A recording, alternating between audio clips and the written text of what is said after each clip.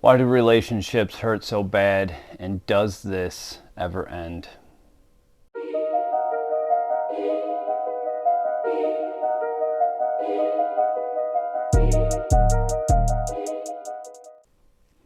As I start this video, let me go ahead and preface this by just saying that I am not a relationship expert. I don't actually know if relationship experts exist, all right? And if you ever actually place your full implicit trust in someone who claims themselves to be a relationship expert, I would believe that a certain level of skepticism should come along with that, because how can you be an expert in love and relationships? I'm not somebody who's ever believed that you can learn everything that you need to learn out of a book. I most times don't even trust clinical therapists, psychologists, or most other people that are, or professions that are involved in the psychology of the mind, because psychology is so vast.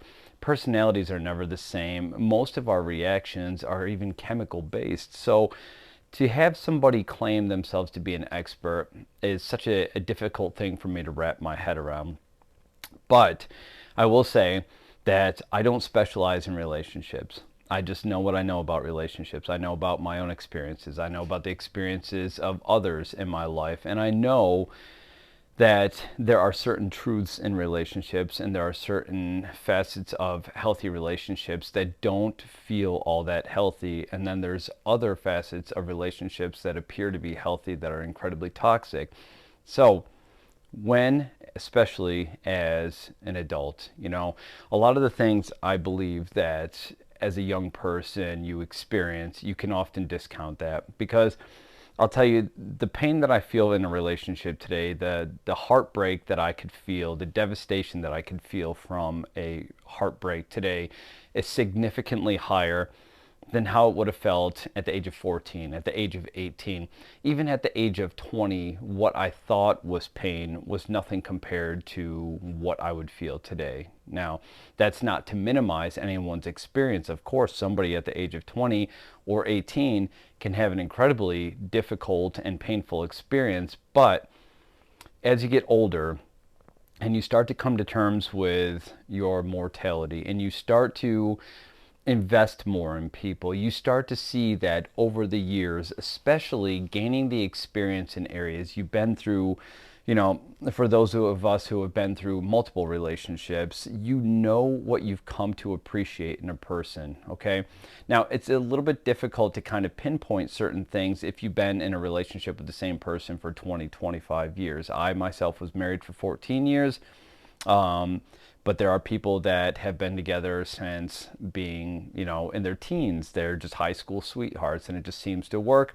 It's toxic, it's healthy, it's loving, it's difficult. It's everything combined into one. But I'm talking about the average person who in their lifetime has a number of serious long-term relationships, monogamous relationships.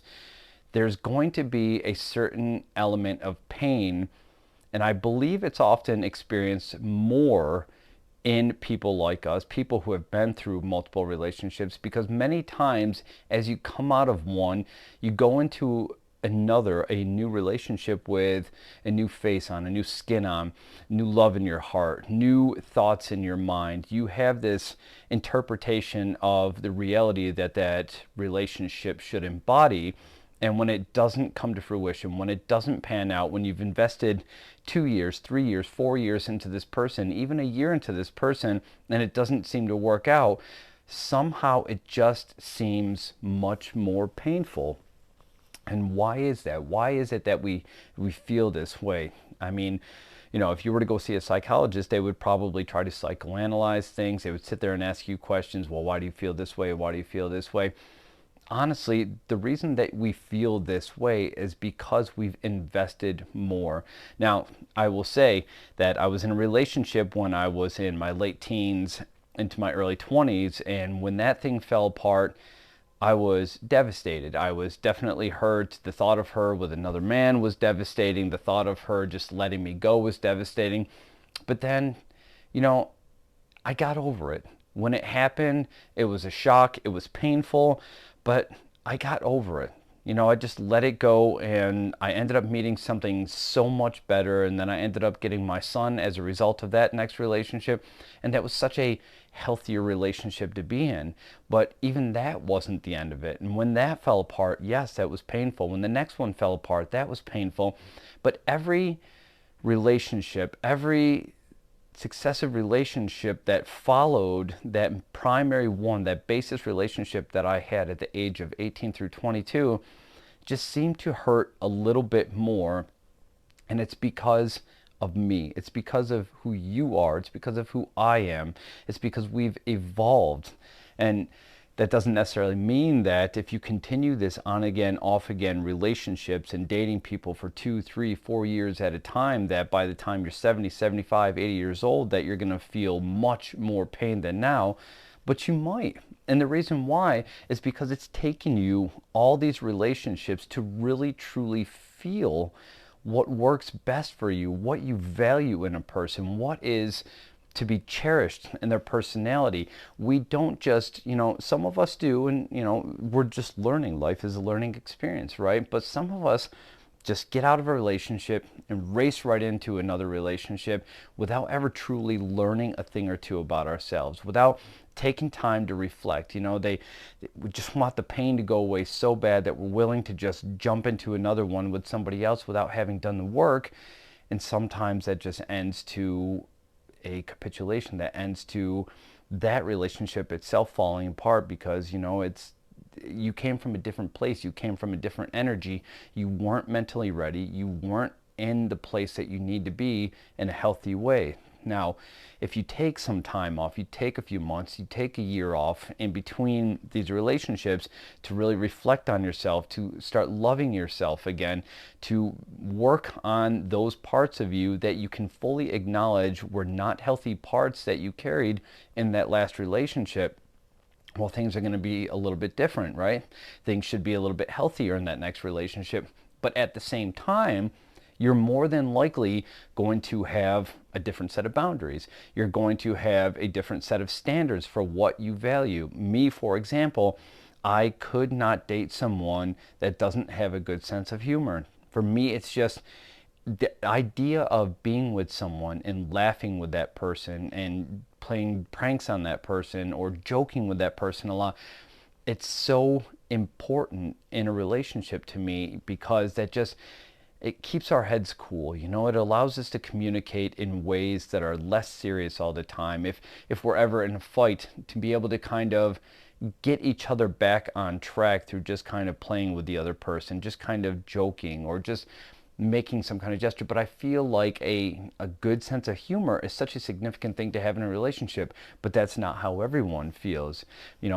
Some people have this idea that it's important for their significant other not to have friends of the opposite sex. And while I will tell you I definitely have my thoughts on that, I'm not fully set against it, as long as there is trust and there are boundaries. And, quite frankly, there's not a lot of alcohol drinking one-on-one with those people. But that is just a personal preference. For someone to know what it takes for their trust to remain intact, they know what their boundaries are. They know, if I let this person go do that, that's going to trigger me, that's going to turn me into a mess. And a lot of times we don't fight these things that trigger because they don't, really because we don't want to, it's not we want to control the other person, but it's more we don't want to feel this way. Now, if you were dating someone and they were always going out and partying and maybe getting intoxicated and putting themselves in positions that you felt were triggering to you, it's not that you want to control that person, but you really do want to reel them in, because you don't want to have this feeling, right? So let's kind of come back to the topic of, why do we feel this way? Does it get better? Well, the answer is, that depends on you. It really depends on your level of progression. Are you evolving? Are you moving from one relationship to the other? Or are you taking time to stop, to process? Are you monkey branching and giving about a week in between relationships? Or are you actually pulling yourself to the side, stepping outside the scenario, really reflecting on yourself and saying, you know what? I was this, I was that. Case in point, this most recent relationship of mine, I showed a lot of insensitivity the first year and a half of the relationship. Now, it took getting to this point to realize who I was and what I was doing, and more importantly, how painful what I was doing was hurting that person that I care very much about. No, not just care about, but incredibly in love with. So, but it takes time to step back to really reflect on yourself, because many times we don't see what we're doing to other people. We don't see who we are as a person. We have a general idea about who we are, what we represent, but that doesn't always represent reality, okay? Many times people, and many of these people, have a false idea of what they actually represent. We are what we call, we're heroes in our own mind. We're legends in our own mind. We believe that we are this type of person that we are absolutely not. And sometimes it takes the perspective of people outside of us to be able to say, you behaved this way and it was inappropriate. You behaved this way and it was hurtful. So really, the idea of whether or not you continue to feel pain depends on you. Now, if you come to a relationship and you just happen to be somebody who's doing a great job, you are investing in that relationship, you're reciprocating in that relationship, yes, the truth is, it's always going to hurt. And I just watched this quote recently that talked about when you're in a relationship, it hurts. But when you're in a true loving relationship, the pain is intense. And the reason why, it's not because of the other person, but it's because you're forced to become more introspective throughout the process. You're forced to actually stop and look at yourself and saying, are the things that I'm doing really hurting this person? And if so, why? How did I develop this behavior? What did I do? What did I encounter in my life that made me this way? Why am I the insensitive person that I am? Why am I the controlling person that I am? You're really forced to face yourself in the process. And that's truly what you have to do in a relationship. If you want what you have to last, you have to invest in it. And investing in it is not always investing in the relationship itself, but it's investing in yourself. It's making yourself a better person by becoming introspective, by taking a look at yourself, stepping back and saying, man, I really failed this relationship in this way. But of course, failing a relationship doesn't mean that the relationship's over. If a couple is great for each other and those relationships, those scenarios that you're in, whether or not it's a keeper or whether or not you're just holding on to it or whether or not it's just not going to work, right? But you just get this feeling for that person that something about them brings this magic into your life. It creates this spark inside of you that you just can't put your hand on. You can't put your finger on it. You can't really identify it. You just know that they have that right energy that when it's around you, you light up on the inside. But that doesn't mean that in our external world, in our 3D world, that we're going to have this fairy tale relationship, because if it's true, if it's love, if it's deep, it's going to be painful. And it's going to be painful because you're going to be forced to confront these things about yourself. You're going to be forced to deal with the relationship while that person confronts parts of their past, of their childhood, of their traumas.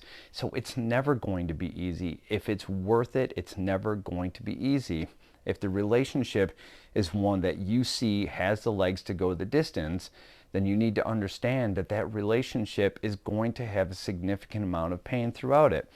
Now, if you're the type of person who enters into these casual relationships and you have 6-month-long relationships, 1-year-long relationships, and they just seem to keep falling apart, and you just keep experiencing these significant levels of pain every time it happens, I would say that that is just a sign that you need to go within. You need to stop with the cycle. You need to stop with the chasing relationships, chasing the validation, chasing the love, the affection, and really identify what it is inside of you that keeps creating this toxic cycle, this painful cycle, because relationships are not designed to be short-term affairs. They're not designed for us to be these quick interactions and then we go about our way, that we invest 3-4 months into somebody. I haven't had a relationship in forever where I didn't know right away or in the first few dates that that person had the potential to stick around for a while. I just haven't been in one of those. All of the last probably 3, 4 relationships I've been in, each of those people I knew. I knew in the first date, the second date, the third date, that there was just something about him that made him interesting enough to continue to invest in. And then, of course, the more you continue to invest, the more time you spend, the more you develop this bond and this connection. And even then, you will still see that there are just those few people in your life that they have this light. And not only do they have this light, but they create this light in you. So let's talk about the opposite side. If you're in a relationship that just absolutely feels painful because it's the wrong person. And a lot of times we absolutely do go down that road. We experience high levels of, cognitive dissonance. We experience high levels of what we would call, Stockholm syndrome, where you are actually conditioned to be in this toxic relationship. Now, you have to understand that if you allow yourself to be in a toxic relationship, you believe you love this person so much that you're willing to put up with this toxic behavior. It's not the person. It's not that person. It is you. It is you who's creating your own pain. It is you who you have to fight, who you have to look in the mirror and confront to say, how do I end this? You never, ever end a relationship with a narcissist. You have to end that relationship with yourself. If you're dating a narcissist, if you're dating someone who just seems impossible, somebody who seems completely emotionally detached, toxic, they give you the gaslighting, they give you the poor treatment, they block you, they call you names, they smear your name to people in their lives, they just treat you generally like a doormat, you will never ever find the strength to leave that person. If you're a man and you're in a relationship with a woman who has just been, shitting on you for the last 20 years, you are not trying to leave that woman. If you're a woman who's in a relationship with a guy who just doesn't ever seem to value her, you're never leaving that man. You're leaving that version of yourself. The minute you decide, the minute you overcome yourself, the minute you find the strength to actually stand up and say, enough is enough, they don't matter. What it is you have to come in here. You have to beat this thing. You have to look at the person in the mirror and say, what the hell are you doing? I'll tell you, life is too short to feel pain for the wrong people. For me, I will feel pain for the right person all day, every day. If I love somebody, if I'm committed to that person, if I believe that what I have is designed to go the long haul, is designed to just last until the end, I will fight it. I will sit there and I will deal with the pain of confronting myself. I will deal with the pain of while they confront themselves. It's so important to be able to differentiate the two. But when you're in a relationship with someone who just doesn't value you, who makes you feel less and less every single day, who makes you feel like you're an option to them, you're a doormat to them, that they could say whatever they want, they could do whatever they want, and you are just never going away, I will tell you that pain will last until you finally get away from yourself, get away from that version of yourself. And yes, we'll talk about that in future videos, but that is the way it is. You're never going to escape them. You're going to escape that version of you that allows them to treat you that way. It's just the way it is. So truth of the matter, pain? No, it never ends. Now, I'm only 44 years old, almost 45, and I know this now. I've been through enough relationships to know that the pain is always going to come back. If I put myself out there, if I expose myself to a relationship, if I go all in and I fall in love and I feel these feelings, I'm always going to feel a sense of pain. However, there's growth there. There's progress. You come out of every one of these relationships a different person, somebody who knows their worth, somebody who knows their value, and that's not always the case. And some of us have to spend a little bit more time with ourselves, learning more about ourselves, learning how to overcome that version of ourselves that doesn't grow, that doesn't learn, that doesn't seem to process, that they keep making the same mistakes over and over. So just take that to heart. Understand that love is pain, but it's also pain that's worth it. All right, now if you're going through a divorce, it's a pain. If you have been with somebody for years and years and they've just decided that you're not their person anymore, it's going to hurt. It's going to hurt until you find yourself on the other side of that experience. Now, I can't tell you enough that the woman I dated from the age of 18 to 22, it hurt. When that left me, it hurt. When I look back on it today, I pray to God and I thank God that I never ended up with that person, because my life would have been a shell of who I am today. I would have experienced pain. I would have experienced this constant jealousy with this person. I would have experienced a life of never being able to feel like things were ever in a good place. It would have always just been bad. But at that time, I believed that that was the person who I loved, that that was the person who I wanted to be with. And thank God it didn't end up that way. So if you love somebody, prepare yourself to feel pain. Accept that you're going to feel pain, but the pain is good because you are going to continue to build that love. And if it's a relationship that you're losing, it's going to be painful, but you're going to find a different version of yourself on the other side. And if you take time to process and you take time to understand, and you take time to love yourself again, you may come back to that same relationship, or you may come back to a new relationship, but whatever you do, you come back a new version of yourself.